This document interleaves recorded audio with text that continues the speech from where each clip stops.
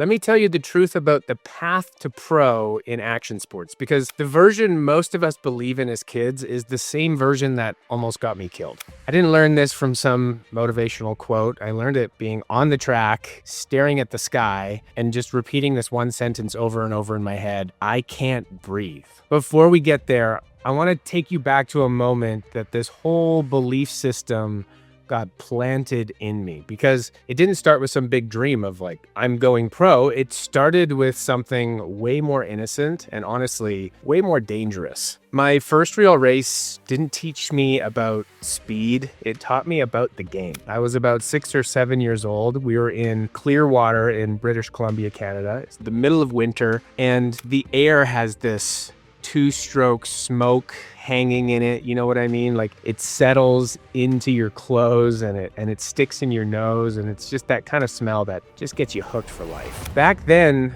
we didn't have some fancy trailer setup. Like, we'd warm up in our truck, gear half everywhere, just stoked to be there as a family. And this is the first time I actually met Brett Turcotte and his dad, Rocky. If you know snowmobiling, you know Brett, he turned into the absolute GOAT, like no question. Back then, I'm like 6 or 7, and we show up thinking we're prepared to this race because we didn't know what we didn't know yet. And my dad, he goes up to Rocky and he asks him straight up, he goes, "What are the rules for what we can do to the sleds for these races?" And Rocky just says one thing: box stock. And that's it. No explanation, no details, just box stock. So we take that literally, right? We're like, perfect, bone stock, no mods, straight out of the crate. So we line up, and in my head, I'm thinking, all right, let's see what happens here. First time ever racing. What happens is we found out really quick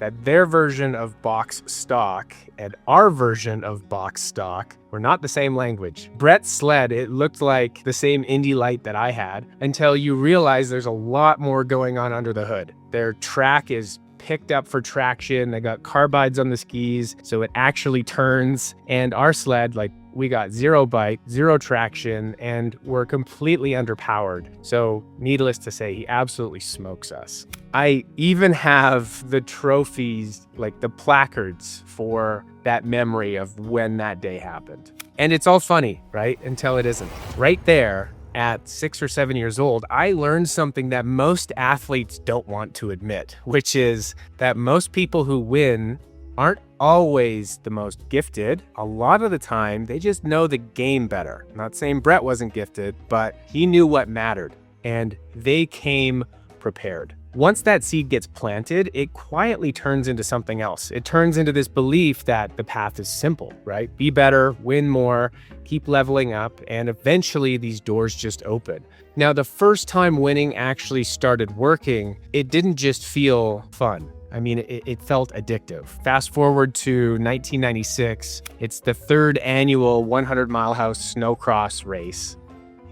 I still remember coming around that last corner and seeing the finish line jump. They're waving the checkered flag, and it's that moment where, it's just like, it's real. You're about to be the first one through. I remember hitting that finish line jump, and it just felt like my whole body just lit up. I remember I ride back through the pits, and I'm feeling like I'm 10 feet tall. I pull into our spot, I park the sled, I take my helmet off, and my dad hits me with the most dad line ever, and he goes, "Good job, Chicken Wing," which Chicken Wing was my nickname because I was so tiny. In my head, I'm thinking I'm not a chicken wing, I'm a champion. I'm sitting there watching the rest of the races. I'm waiting for this trophy, barely able to contain myself. And then it comes to the best part. They hand me this bottle of alcohol-free sparkling juice, like the spraying of champagne. So I go to celebrate. I don't even know what I'm doing, right? I open it up, I spray myself right in the face, like full rookie move.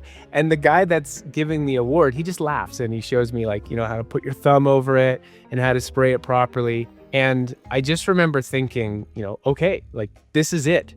This is what I want. This is the feeling. Because without realizing it, that win, it just locks in the belief that winning equals progress. Winning equals opportunity. Winning equals I'm on the path. And When that belief gets reinforced enough times, you start thinking that you're unstoppable. But then reality hits you with something that most people never talk about. It's this: you can dominate and still not be the guys. As we got deeper into racing, our support, it started to grow with local companies first. We had a collision shop because a broken hood on a snowmobile wasn't rare. And at that time, it was definitely not cheap to fix. And, then it builds up. Parts Canada, Polaris, bigger and bigger names. But it wasn't what most people think. We were basically on the B team. We could get a factory race sled, but we still had to pay for it, just at cost. I mean, don't get me wrong, it helped a ton, right? But it wasn't that your life changes now level of support. Then comes this weekend that still sticks with me because it messed with my head. We cleaned house at the races, both me and my brother. First places everywhere. We got purse money, contingency money. It's that kind of weekend where you feel like you leveled up into a new universe. And we're driving home in our 1-ton truck. It's dark outside and I'm in the back seat, and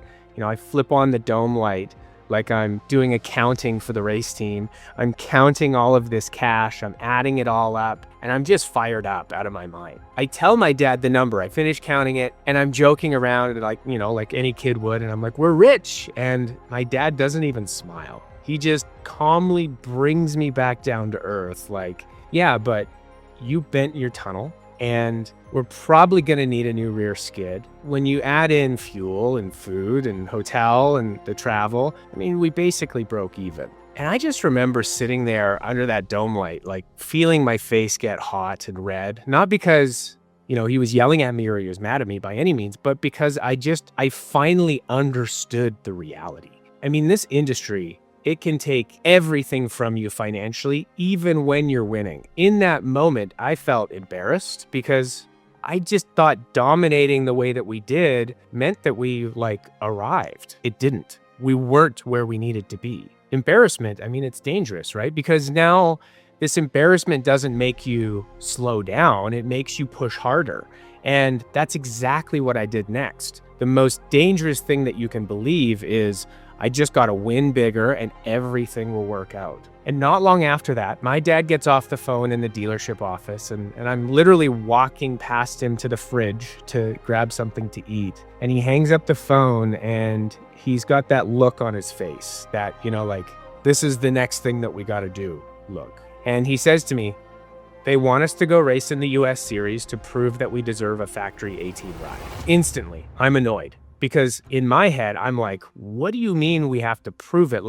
They come to our races, they've lost, and they've always had some excuse well, your tracks are too rough or whatever.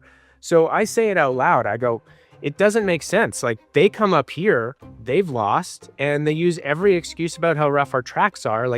Isn't that proof enough? But here's the truth. Underneath that annoyance was pressure. Because now that belief gets louder. If you want the real deal, you got to go bigger. You got to win bigger. You got to beat the best.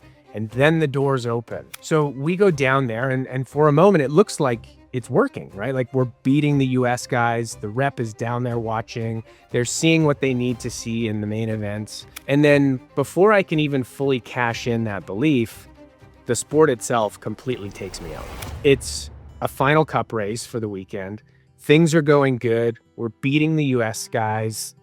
Then out of nowhere, my front track shock, it blows out. And it's just my sled turns into nothing but just a spring. And I'm heading up this uphill rhythm section. I come up, case a double, and it just launches me over the handlebars. And so I hit the ground, I pop up fast, adrenaline instinct, I throw my hands up, tell all the flaggers that I'm okay. And then I look and I see one of the racers and he's coming straight at me. I'm not going to sit here and claim that I know what he saw. I don't know if he panicked. I don't know if he was mad. All I know is that he had more than enough room to miss me. And in that moment, it felt like he chose not to. He smashes into me, drags me half under the sled. The wind gets knocked out of me completely. And he just starts screaming at me. And he's screaming, "Get out of the way, get out of the way." And a flagger comes, runs over, helps, grabs me and pulls me out from under the snowmobile. And I'm laying there in the snow, obviously gut-wrenching pain, and I'm just trying to breathe. And the only thought in my head is it's on repeat, like a broken record. And I can't breathe. I can't breathe. I can't breathe. And I'm panicking. Then everything just starts to go fast. I get spine boarded into a toboggan. Down the mountain we go. They do a quick assessment and load me into a helicopter. We take off, and the paramedic leans over me and asks, "Are you in pain?" And I'm like, "Yes." And she asks, "Have you had morphine before?"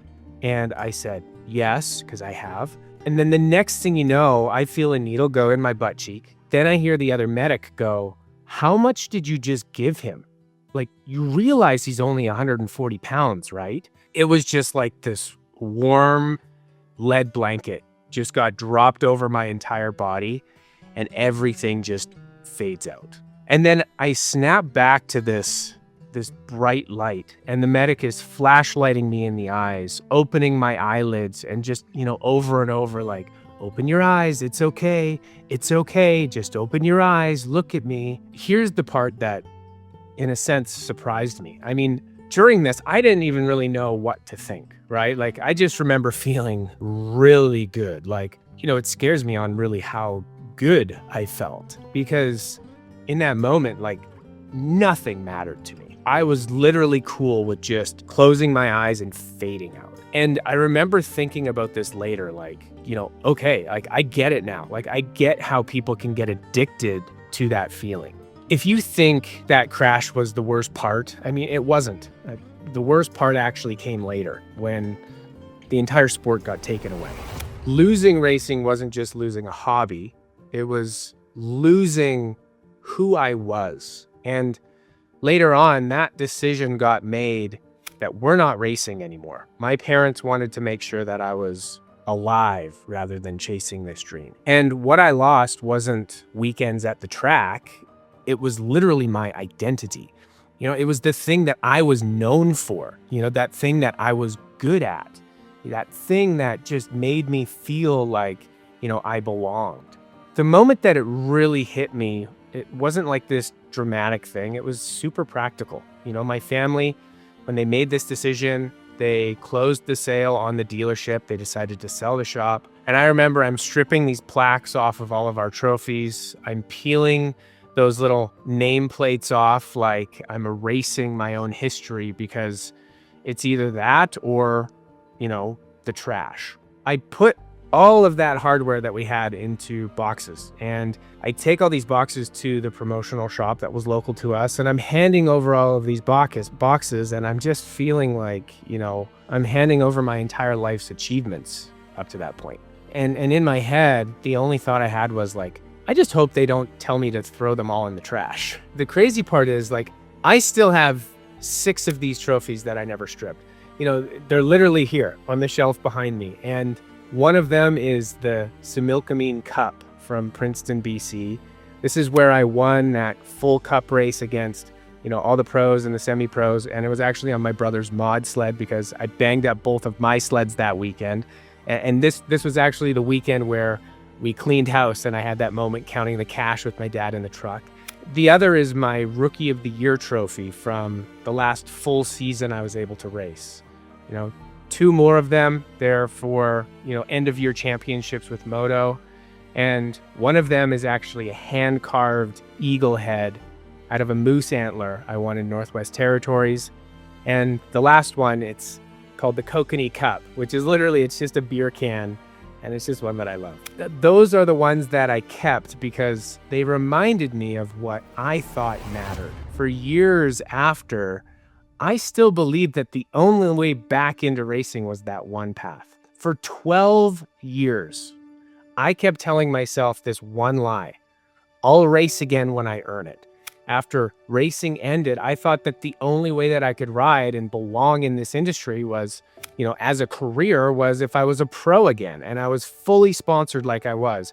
I thought that was the only path in my head. I chased the highest paying work I could. I got into oil and gas. I worked up the ladder. I made better money, and then I realized I had the money, but I didn't have the time to ride because, you work hardest in the winter when the ground is frozen, and that's literally the best time to ride a snowmobile. So I go back to school. I go broke getting my electrical ticket as fast as I possibly can. And then I hit the grind again. I work up the ladder again, and eventually I'm a foreman. I'm making good money, and I hit that same wall. I got money, no time, no flexibility, same trap, different uniform. And then comes the moment that represents this whole cycle. I'm on this dusty old couch in a basement suite in Merritt, BC. I'm scrolling on Facebook, trying to distract myself from this feeling that I didn't want to deal with, trying to numb it away. And I see this advertisement, and it's a bald dude. He's an electrician just like me. He's standing in this viewpoint in Costa Rica that I had literally just been to a few months before because my brother actually lived in Costa Rica at the time. Actually, he still does. It just grabbed me so hard because it felt like the universe was like aiming right at my forehead, Like that message was basically, live the laptop lifestyle. He's talking about how he became this freelance digital marketer. He's selling offers for companies. He's earning commission on sales that he generates. He's traveling the world. And it's just that typical definition, of freedom. And I just remember staring at it like, wait, like there's a path where I could actually build a life here around action sports, not the travel, but action sports without needing to be pro again. And that's where the real lesson finally hit me, because the belief that almost killed me wasn't just about racing, it was about what I thought created opportunity. And for most of my life, I believed the path was talent, results, winning, and that you just have to be good enough for sponsorship to happen. But what I realized later, and what racing in the US proved to me even back then, I just didn't click and realize it at the time, is that it's never been about talent alone. It's always been about attention, because companies don't just sponsor talent. They sponsor attention that helps them sell more of their stuff. That's it. That's the whole game. Sponsorship is just marketing. If you can get a company attention and help them sell more of their product, they will pay you to keep doing it. And that is all you need to focus on. So if I could go back and grab younger me by the shoulders in the pits, I'd tell him this: stop trying to win your way into being worthy. Start building something that puts attention on you and that turns that attention into sales for a brand. Because if you think the only way forward is to win more, you're going to keep pushing harder until something pushes back, and sometimes it pushes back with a helicopter. That's the reality of chasing the path to pro, the way most of us were taught. And I'm telling you this because there's a better way now. You don't have to almost die to figure out what I figured out. In the next video, I'm gonna break down exactly how to get sponsored for anything. Not by begging, not by getting lucky, but by understanding what sponsors actually want and how to become the kind of athlete that they can't ignore. So go watch that next. And if you want, drop a comment after this. Tell me the part of this story that hit you the hardest, or even a part that maybe you lived yourself. Stay deadly. We'll catch you later.